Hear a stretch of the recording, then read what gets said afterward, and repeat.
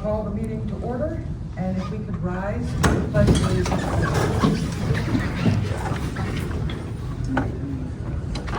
Allegiance to the flag of the United States of America and to the republic for which it stands, one nation, under God, indivisible, with liberty and justice for all. And if we could have a moment of silence to honor our fallen firefighters and first responders.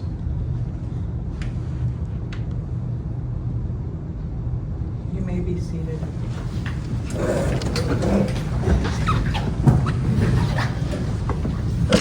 Kristen, has roll call been taken? Yes. Chief Sutter, will you do us the honors, please? Scott Sutter, Chief of Police. Brian Welfare Chief. Don Grace, DPW Director. Kristen Kenyak, City Clerk. Ellen Glass, City Manager. Denise Wheeler, City Council. Brad Dick, City Councilor. Mike Gilder, City Attorney. Liz Armstrong, Mayor. Jerry Link, Mayor Pro Tem. Pam Howell, City Council. Tom Hicks, City Council. And first up, we have, actually, let me excuse Brenda Simon, she will be absent tonight. Next is the firefighter award, Chief Will.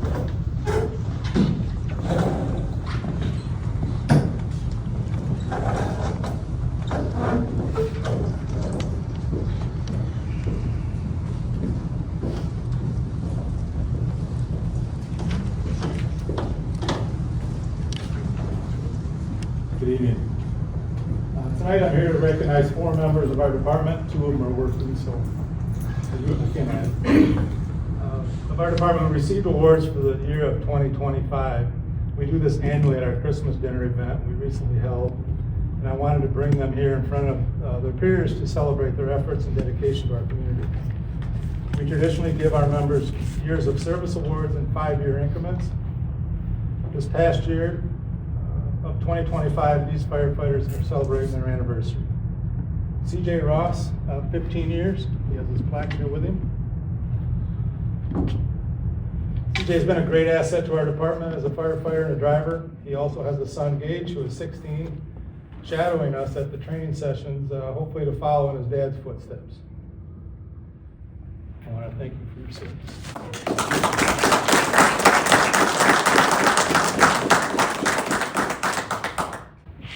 Roger Card has 40 years of service to our department. Roger joined us in 1985 and has continued to show up for calls at all hours of the night and day, even if the pager disrupts his nap in the afternoon and his lazy boy. We appreciate his dedicated service to our community and being a model member of our department. Roger also has a son, Anthony, who's in the fire service, and I'll be speaking of him later in this presentation. Thank you, Roger.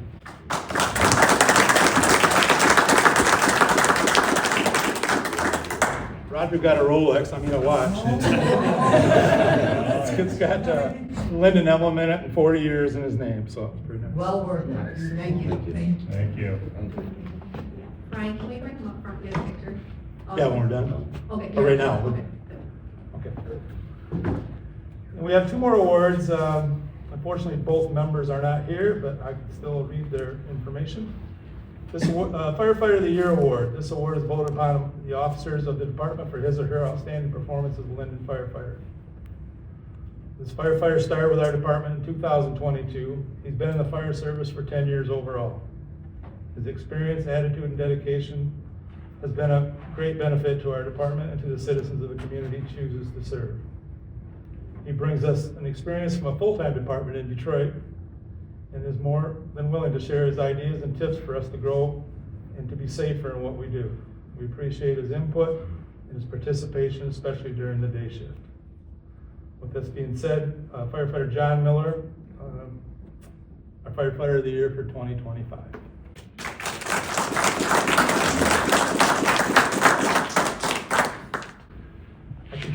Chief's Award, I continue to practice recognizing a member of our department for their dedication, positive attitude, and giving of themselves to make our department the best it can be.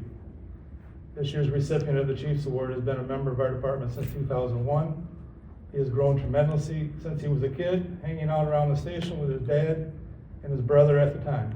While he was off for a spell for medical leave, he still attended training sessions, assisted Marta with our new reporting system, participated in trainings, and taking on his new role as our captain that he was appointed here about 2 months ago. I'd like to thank Captain Anthony Card for his continued dedication to our department and for the efforts he gives us and our citizens every day.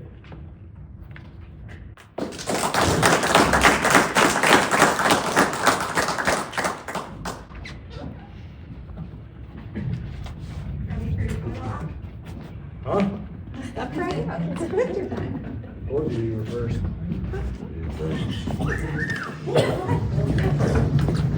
For your honest. Little, gather around. Yeah. I think the mirror, yeah. Just give me a sweat. Yes.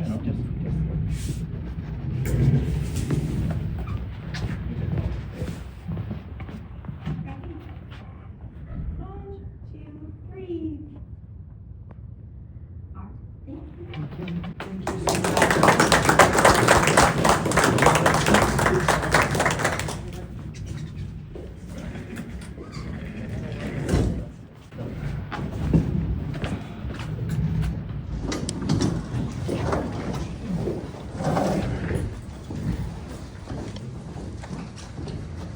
We have no public hearings.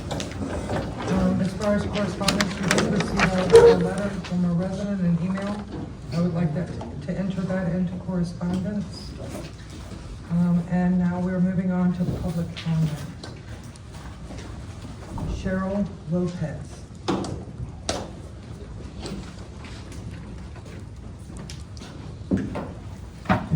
Good evening, everyone. I'm Cheryl Lopez. I wanted to introduce myself. I'm going to be running for the 67th District 4 position when Judge McCabe retires. I'm also a proud Linden resident. My son goes to school here. He attends Linden Middle School, and I truly love this town and the people in it. At my core, I'm a wife, a mom, and a grandma. I've got six little grandbabies and a prosecutor. I am a prosecutor for Genesee County currently. I work in the Special Victims Unit. Most of the things that I'm prosecuting are pretty heinous crimes, so nothing, you won't see me around, out and about and around town. I've spent my career standing up for these victims and protecting our community.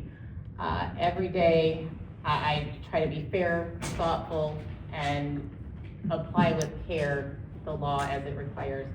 I've seen firsthand how much the decisions made in a courtroom really affect the community and the families. My faith and values guide me to lead with integrity, humility, and respect for others, and I believe in treating each person who comes before the court with dignity, but also upholding the law and making sure our community is safe, which is of utmost importance. My family and I attend church here. We go to the Rock, and we love that as well. I'm running to continue serving this community by being fair, prepared, and committed to justice in every case. Every day I'm in that courtroom, every day I see the impact, every day I try to make a difference. I invite you to learn more about me, ask questions, get to know me as a candidate, but also as a neighbor, and I'm sure I'll see you around town. We frequent Alpine and all of the good locations that this community has to offer. Thank you. Thank you so much for coming in tonight. Monica Larner.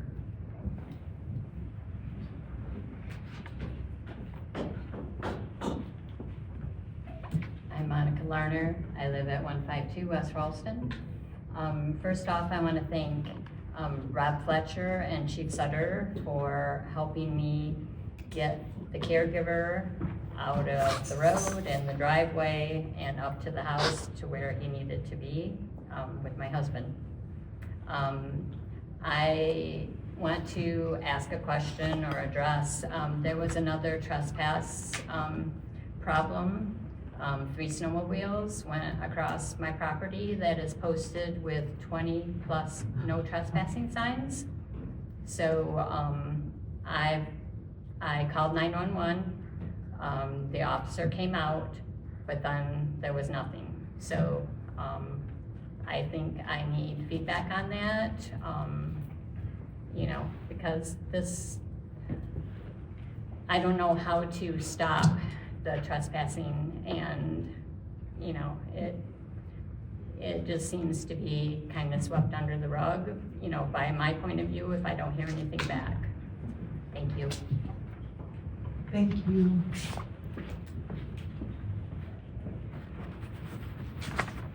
I'm hoping I pronounced this correctly. Is it Lena Stemos? Oh,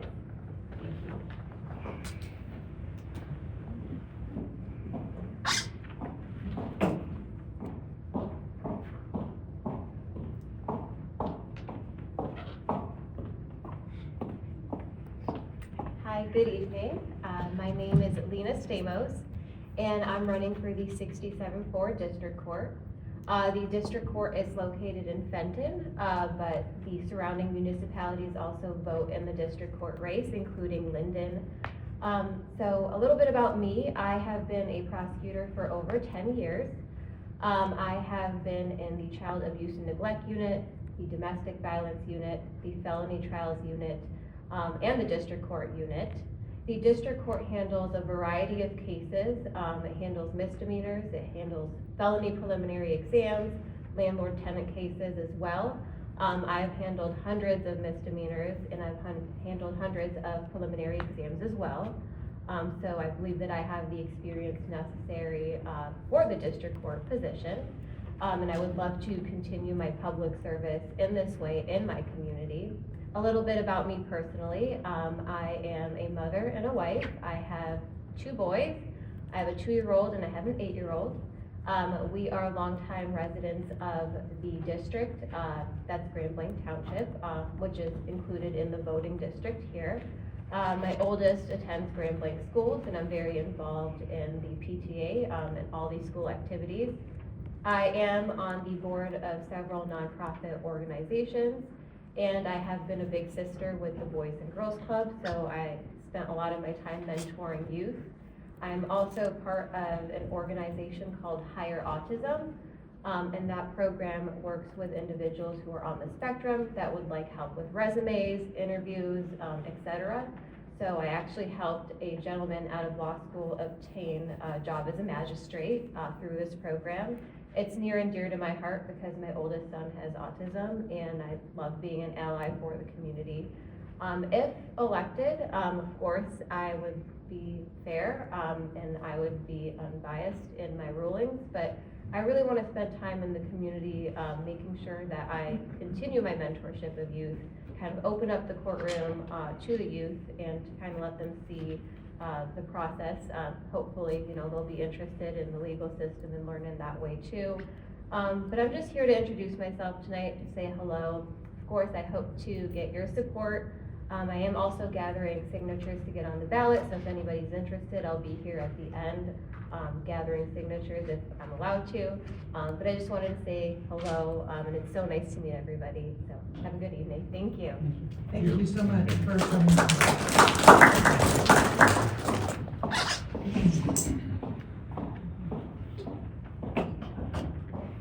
Next up, we're going to move on to the consent agenda. Madam Mayor, Yes. I would like to have a motion to add to the agenda for tonight. I know we discussed a little bit before about presenting, I would assume like during the manager's report, just an update for the residents on the status of all the open grants that we've applied for. Second? Do we need to vote to add that to the agenda? all in favor? Yeah. And all in favor? Aye. Aye. Any opposed? All opposed? Passes. So, moving now to the consent agenda. Do we have a motion to approve the consent agenda? I make a motion that we approve the consent agenda. I'll second. Kristen? Dick? Yes. Miller? Yes? Hicks? Yes. Link? Yes. Armstrong? Yes. Howard? Yes. We will move on now to item A, back consortium cost allocation for PEG funding applications. Madam Mayor, we haven't had any changes since the last time you guys reviewed this at the work session. So tonight, we're just looking for approval from city council for $11,828.68 for the request from the school districts that are involved with the Peg Consortium. All right, first, I'm gonna go out to the residents.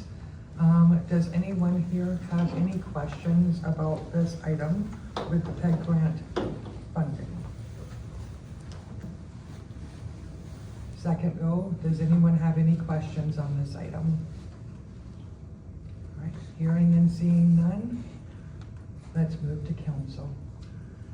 Councilman Hicks. I have no questions on it, thank you. Councilwoman Howard. I have no questions.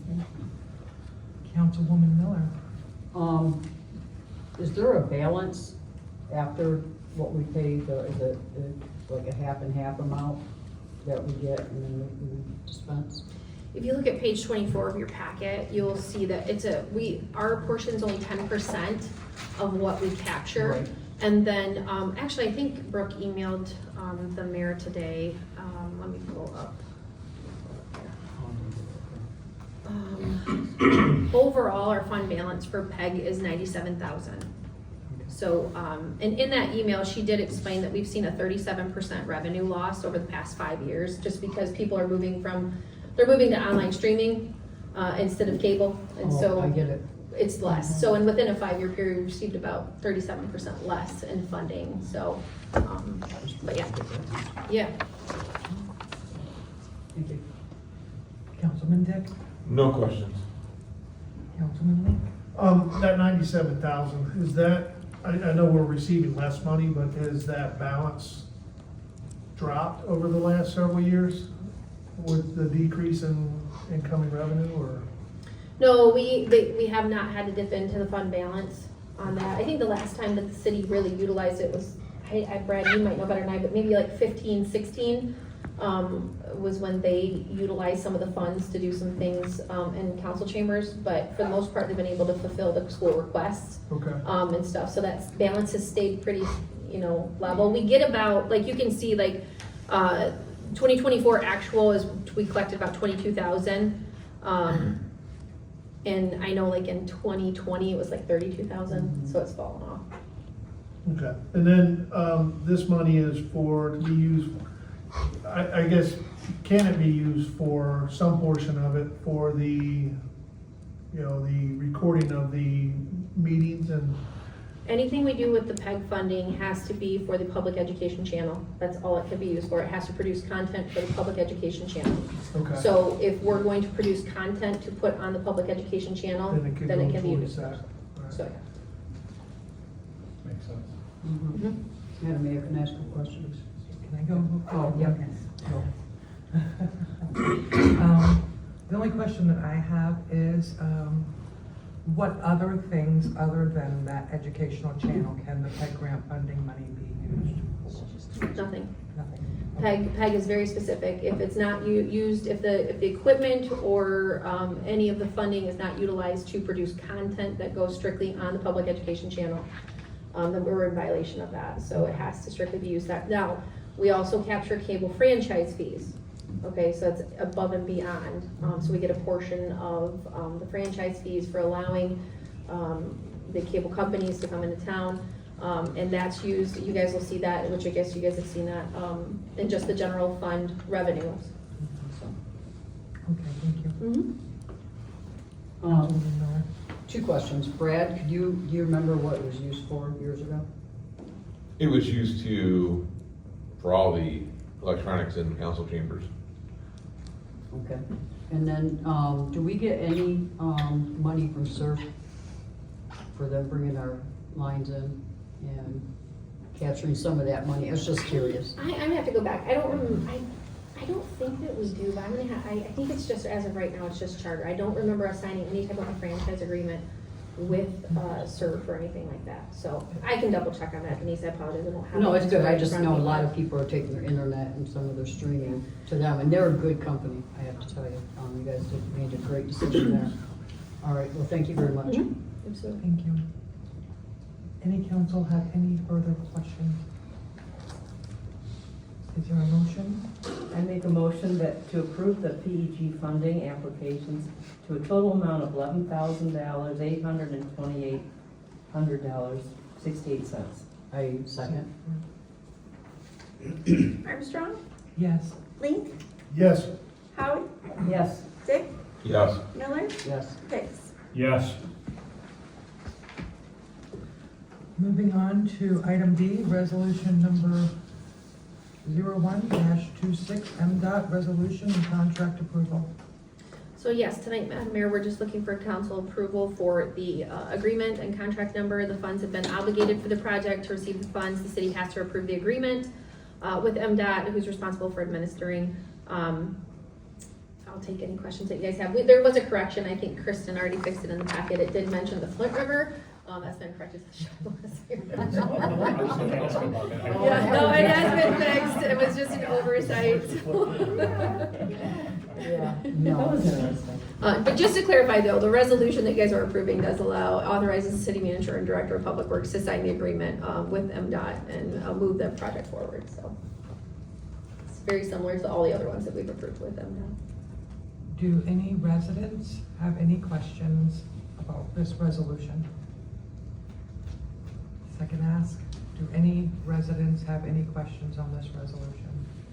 Seeing none, let's go to council. Councilman Dick. No, standard grant money or boilerplate. I'm sure, Michael, you reviewed it, but we don't really have much say to what the state's contract says. Either sign it or we're gonna be money. Councilwoman Miller.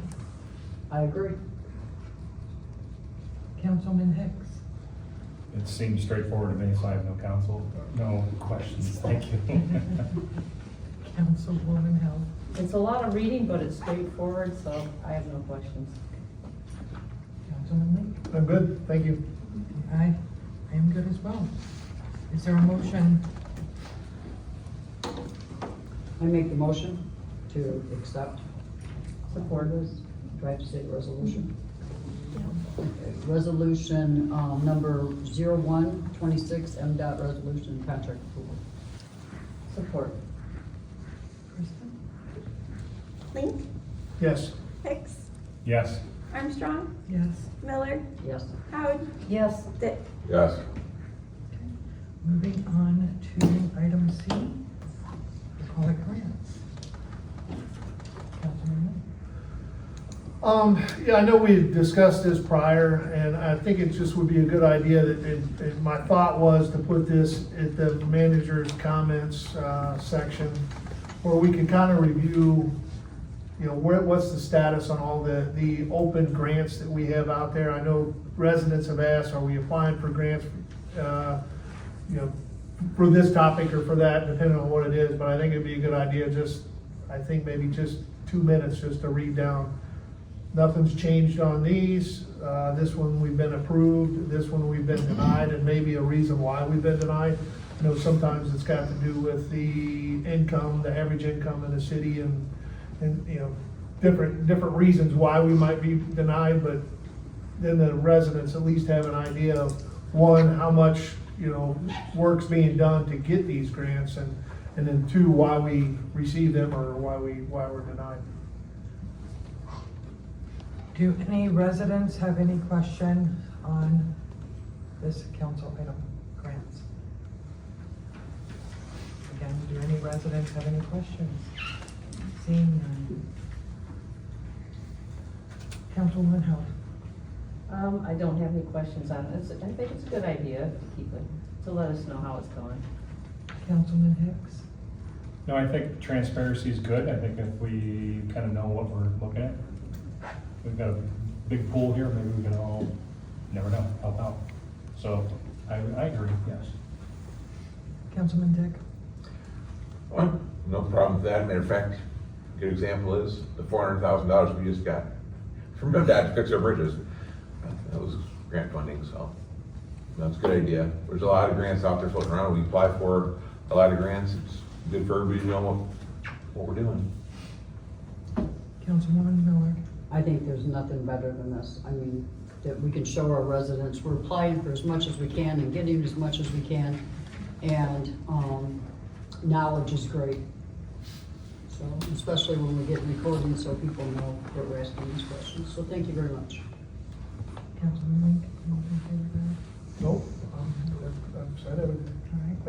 All right. I am going to then, I'd like to make a motion, that we have the grants to council,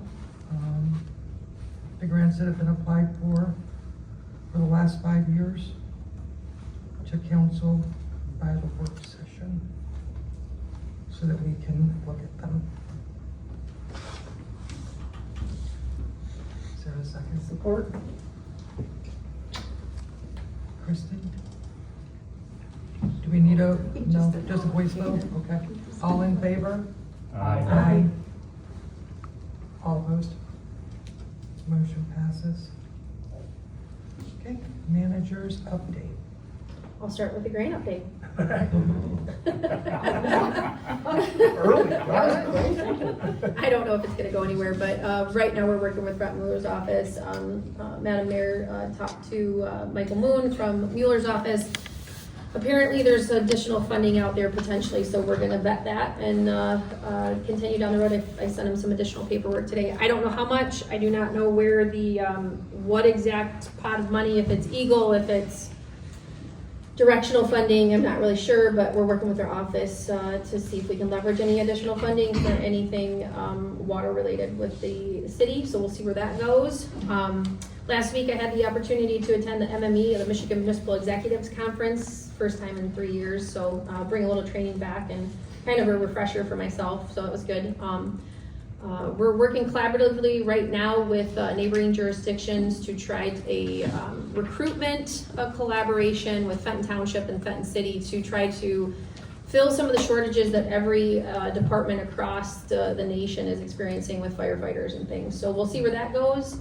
We're getting our social media gurus involved, and we're getting collaboratively on some marketing pieces and stuff like that. So we'll see. And I guess I will, we have a little different presentation tonight for during my manager's update. I'm gonna have Don actually give you guys an update on the mill, and he has a little presentation prepared, I think, if he doesn't mind doing that, so.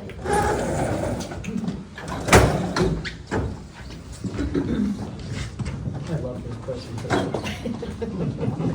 I'm sure.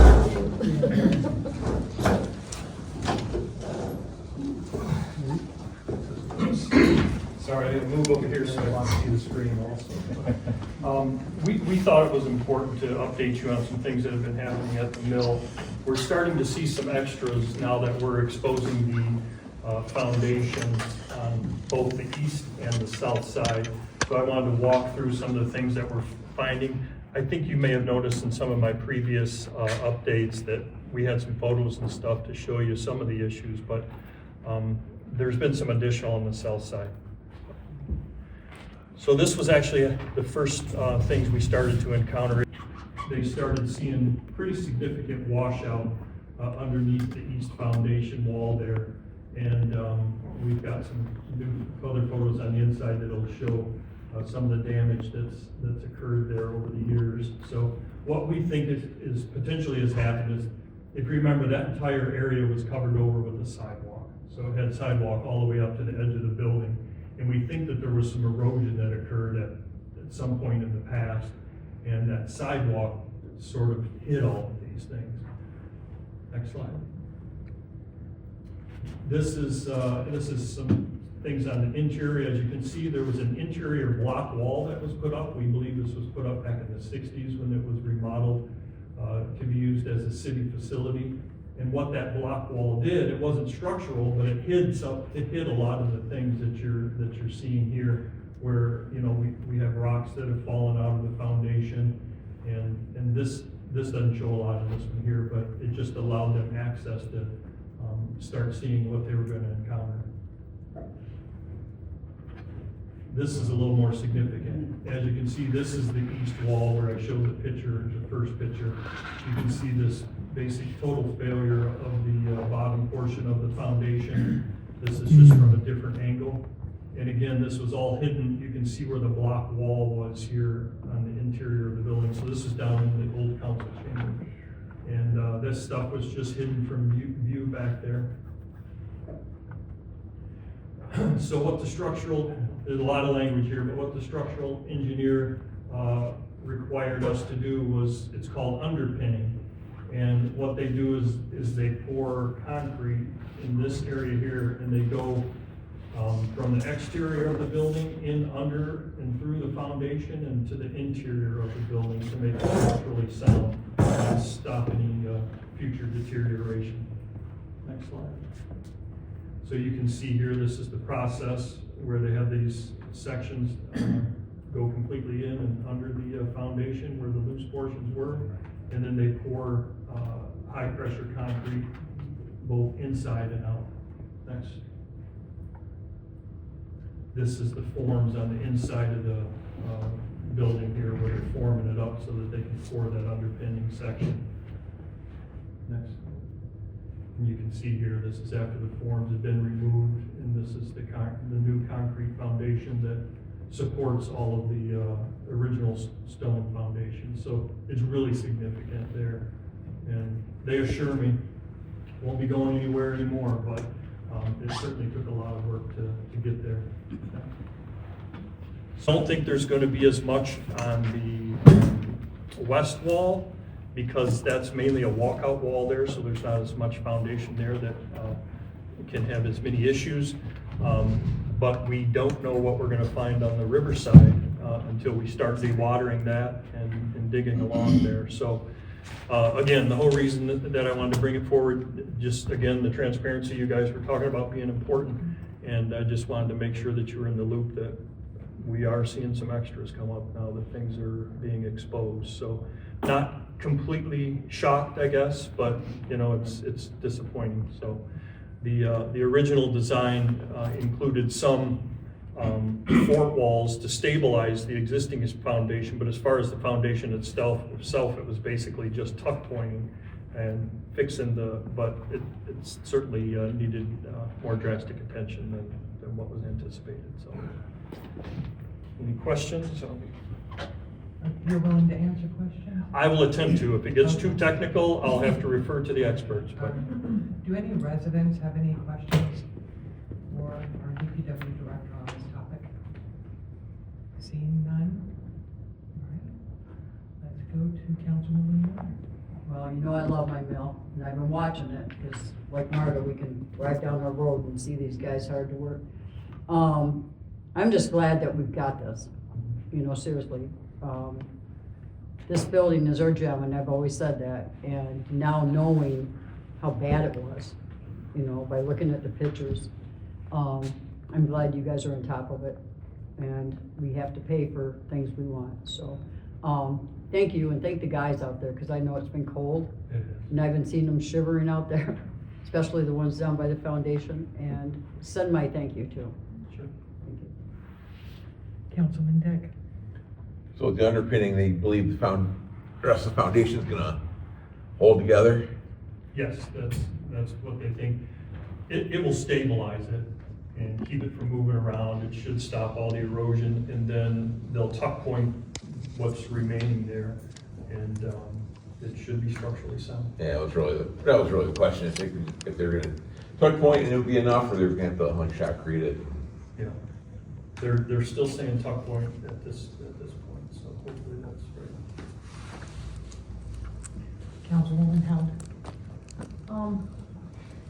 It's no surprise, but how are the coffer dams going? They haven't started the Okay, coffer they dam haven't even installation started yet. that, No, yeah. the structural engineer wants these other walls stabilized before they start working on that riverside. In order to stabilize it though, don't they have to draw down that water on that one side? Well, they will on the north side. That's but- why I was wondering if they're gonna, I don't come, maybe I used the wrong term, Yeah. but. So they want to stabilize both the east and the south wall before they start exposing the north wall, the They're gonna do riverside. sheet piling, What's that? pounding down that metal, making it solid, That will be, so they can pour, that will be the coffer dam. okay, Yeah, so that they can dewater that area next to the building. right. Councilman Hicks? It's basically like a Michigan basement construction. Yes, it is. Okay. I've done farms and, or old barns and some basement stuff. Well, the existing stuff that they've got with the rock and the concrete, will that hold up for another 50, 60 years? It should. It should. Yeah. Now that it's stabilized, you know. Okay, so that's question one. Question two, the southwest corner had a septic field at one time. Correct. How far did that encroach towards that foundation? You know, do we have blueprints of that or any? Yeah, we did sketches? find some old blueprints finally, I think from 1961, if I remember right, that showed where the actual tank itself was. Mhm. I don't have, or I'm not aware of anything that shows the septic field itself. Okay. I would guess that it probably is defunct and no longer working. We did discover that the one bathroom, I guess 2 bathrooms in the council chamber, right? They did drain to that Drain old to that. tank, yeah, so. Now, then will that be taken out? Will Yes. that be removed? Yeah. That in the field? Yes. Okay, so that will help stabilize that site in the future also, right? Yes, and then the restroom on the upper level where the library was actually drains out to the county drain, so that one was modernized at some point. Okay. Thank you. Councilman Lee? I have no questions. Thank you. And my question is, when do you expect to start on the riverside portion? Well, as soon as they get the, so on the east, or on the south side where they're working currently, they're doing the underpinning, which again was unanticipated. So once they complete the underpinning on that side, then they're gonna put in, you may remember this conversation, they're gonna put in the fort walls that they talked about. And the intent of the fort walls was to keep the structure from continuing to tilt towards the river. So they have to complete all of that first before they move to the riverside. Okay, perfect. And thank you so much for Sure. coming and speaking about this tonight, because this is things people are wanting to know in the community, and I'm sure of it, so thank you so much for putting this together for us. I really appreciate it. Thank you. Madam Mayor, just a couple other things from manager. Again, just a reminder, tomorrow is the forecast breakfast at the community center, and the mayor will be given an update on the forecast for the city of Linden. And then I did verify, so they do not receive it's just that's all. Yeah. City attorney update? I don't, Madam Mayor. I'm happy to answer any questions, but things have been quiet in the last 2 weeks since I last saw you. Any questions from council? Questions from residents? All right, seeing none. We have the department reports. I thank you all for those. And we're going to move now to council comments and reports. And we will start tonight with Councilman. I really Sorry. don't have anything to report. Oh, I do. I went to the meeting in Clio. A couple of us went. Very good meeting. We had, the weather was bad. It was hard getting there. For the 3 hours we were there, I learned a lot.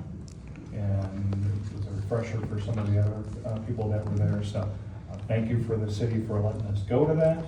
It was well appreciated, and looking forward to future meetings down the road. Thank you. Any update from historic?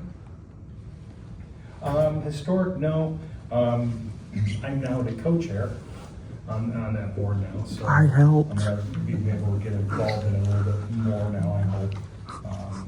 We just had a couple signed things that we were looking at.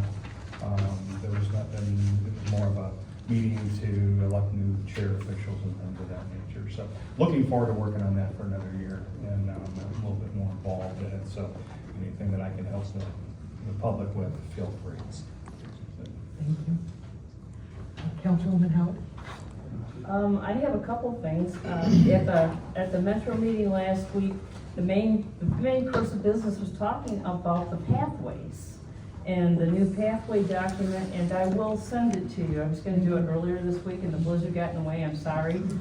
Well, anyway, I will send that, and the two pathways, part of the pathway system that really impact Linden are the, last pathway, Argentine Township is going to do a connector up to the Laugh pathway, or it's gonna be close. It's like steps, they're taking baby steps, but they're going to put a pathway in that connects, so there'll be a nice one between all our communities, and then they're making really good strides, on the Laugh pathway between Fenton and Linden. Oh, I know, we all hate that one-way light. Anyway, and then the other thing is there's a final third pathway that's, will be south of town. So kind of go from the Genesee County soccer fields and the Linden County Park is what it is. The Linden County Park, it'll go, sorry, I'm pointing, Owen Road, it'll go to Owen Road. And then they're gonna have a pathway along there. That's all down the road, but, you know, it's well trodden. Anyway, I also wanted to say, it was a really nice training last week. I so agree with Tom here. It was really nice to network with Jerry and Denise and Tom, and a blizzard south of Flint, and absolutely nothing north of it. It was like they closed the curtains and the snow stopped. It was weird. Roads were dry. It was just weird, okay? And then my final comment, sorry I'm taking so long, is that I really wanted to pay tribute to a fallen soldier for Linden, Reverend Donald Newville, who died on January 21st last week. His service was today. It was a packed house, but the man was an absolute giant in our community. He was a pastor at the Linden Presbyterian Church for over 30 years. And people still love him, obviously. He's just a wonderful guy. He's a member of the Linden Mills Historic Society, and we all love him, and we'll miss him greatly. Thank you. Councilwoman Miller? A couple things. First thing I wrote is note to self. I put this in my truck, and it says, go the long way. So anybody that's yelling about the going that way, you have an option. Because I get up there and I go, oh no. So when you're coming out of the city, go up Linden Road to Owen Road, it'll be much better. So I do have seriously that in my truck. I went to the DDA meeting. I can tell you the DDA is doing a lot of good things. They put in all the pavers over there on the bridge. They did the Christmas trees, and a lot of people participated in there. And I'll tell you, from coming down Tickner Street, I'm so privileged to live on that street because I go down and I see the kids going up to each of the Christmas trees. And I think our community's a lot better now than I've seen it in a lot of the past. They're really doing a lot of good work. So everybody on DDA, a big pat on the back. I went to small cities twice. I went to the one in Fenton. It was a really good meeting, learned a lot of stuff. And then I got Pam to pick me up, and we drove to Clio. So again, thank you. She was a good driver. I'm not always a good passenger. And then I got to sit there with my friends, and we learned so much in Clio. We learned about, the small cities, the things we need to learn about them. And I'm getting so excited with all these meetings I'm going to. Lastly, again, Pastor Newville, he will be missed, greatly missed. I walk into this building, I'd say at least twice a month, and I'll see him here. And he's going up, he's buying lunches for people, and they don't know it. He just puts $20 over to Dottie, and he says, anybody that truly cannot afford a meal, make sure they have their meal. This man taught me, just by those couple incidents, how to be better. And so to his family, which I live 2 doors down from his son, Jeff, and his daughter-in-law, Sue, I give him my prayers. But Pastor Newville is an amazing man, and he's done a lot here. So thank you. I think that's all I got, and thank you. Councilman Dick? The Genesee County Community Development Block Grant allocation meeting, we got money coming this year for LoC Center. We have about $26,000 anticipated coming for the LoC Center to help pay for the annex renovation and technology upgrades. So. Good job. It's just. Government funding. Thank you. Councilman Link? It was fun, going to that training class and getting that wonderful hot and ready pizzas or whatever they were.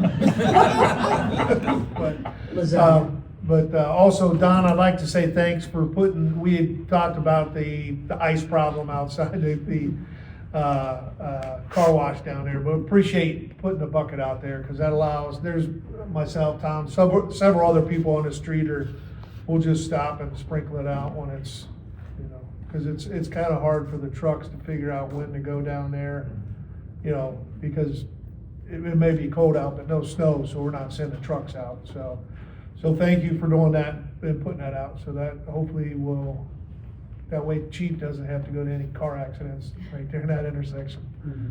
So, thank you. And that's all I have. Thank you. Planning Commission? Planning Commission update? Well, we've had a meeting before then, but I'll have a planning commission update in a couple weeks. Okay, okay. All right. So, as our city manager had said, tomorrow morning is the forecast breakfast. It is at the Benton Community Center. Starts, I believe, at 7:45. And so, anybody that would like to come, you're more than welcome to come find out all the great things that are happening in Linden, Benton, and Township.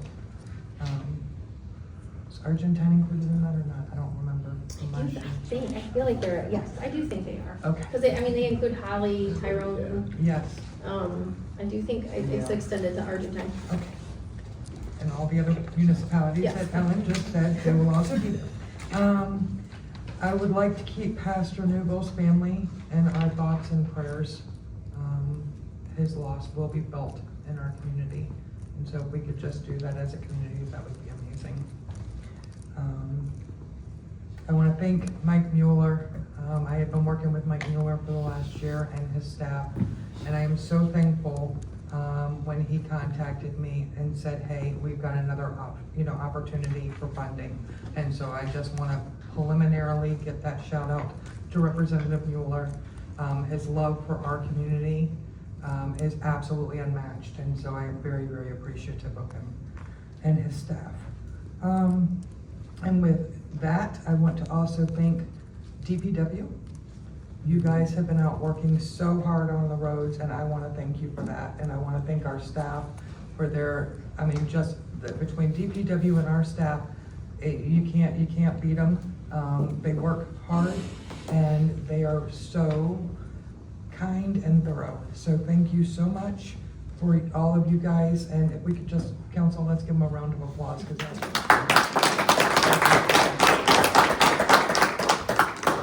thank you.